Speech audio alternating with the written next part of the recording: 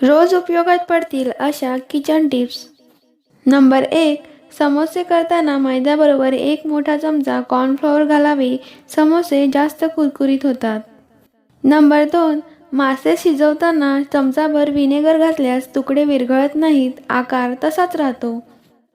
Number 3. कांदे पोहे करताना कांदा फोडणीत टाकतात, त्यावर लिंबू पिळावे व हळद टाकावी, म्हणजे पिवळा रंग छान राहतो. नंबर 4. कोणत्याही पदार्थात कांदा तळून घालायचा असल्यास कांदा चिरून अर्धा तास दह्यात भिजवून ठेवावा, नंतर तळावा. नेहमीपेक्षा वेगळीच चव येते. नंबर 5. साखर भात करताना तांदूळ जुने व बारीक घ्यावेत. भात मोकळा होतो. नव्या तांदळाचा साखर भात चिकट आणि पांचट होतो. नंबर 6. ओल्या खोबऱ्याच्या वड्या करताना खोबरे दुधात शिजवल्याने दुधाचा नैसर्गिकरित्या खवा तयार होऊन अगदी ताज्या खव्याची चव वड्यांना येते. नंबर 7. आल्याची वडी नुसती केली तर तिखट होते. त्यात दूध, खवा, काजूपूड वगैरे घातल्यास चवदार व पौष्टिक होते. नंबर 8. जलेबी नुसत्या मैद्याऐवजी मैदा व रवा समप्रमाणात घेऊन केली असता जास्त कुरकुरीत होतात. नंबर 9. दूध व पाणी समप्रमाणात घेऊन त्यात मैदा भिजवल्यास ओल्या नारळाच्या करंज्या जास्त खुसखुशीत होतात. नंबर 10. पाकात टाकल्याबरोबर गुलाबजाम वर तरंगले नाहीत तर ते आतमध्ये कच्चे आहेत असे समजावे.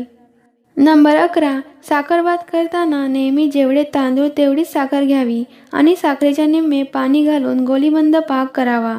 त्या पाकात भात घालावा. नंबर 12. ग्रेव्ही चविष्ट होण्यासाठी तेलापेक्षा तुपाचा वापर करा. नंबर 13. ग्रेव्हीमध्ये चिमूटभर साखर टाकल्यास ग्रेव्हीची चव वाढते. नंबर 14. आले लसूण पेस्ट जास्तीची करून ठेवायची असेल तर त्यामध्ये 1 चमचाभर तेल घाला. चांगली टिकते व रंगही बदलत नाही. नंबर 15. कणिक भिजवताना कोमट पाणी वापरले तर पोळ्या अतिशय मऊ होतात व रंग पण पांढरा होतो. नंबर 16. दुधाच्या पावडरीची पेस्ट करून कुकरमध्ये 2 शिट्ट्या करून घ्याव्यात, म्हणजे गार झाल्यावर खवा तयार होतो. नंबर 17. दालचिनी किंवा वेलचीची पूड करताना त्यात थोडी साखर टाकावी. पूड पटकन होते. नंबर 18. पावसाळ्यात काळी पेटी कोरडी राहण्यासाठी तांदळाचे 7 ते 8 दाणे टाकून ठेवावेत. यामुळे काळेपेट्या दमट होत नाहीत. नंबर 19. डोसा किंवा इडली हलकी होण्यासाठी डाळीबरोबर थोडे पोहे भिजत करावे. नंबर 20. फ्रीजमध्ये मंद सुगंध दरवळत राहण्यासाठी कापसाच्या बोळ्यावर थोडा व्हॅनिला इन्सेन्स टाकून फ्रीजमध्ये ठेवावे. मंडळी, व्हिडिओ कशी वाटली हे कमेंटमध्ये नक्की सांगा आणि आलाच आहात तर चॅनलला सबस्क्राईब करूनच जा. धन्यवाद.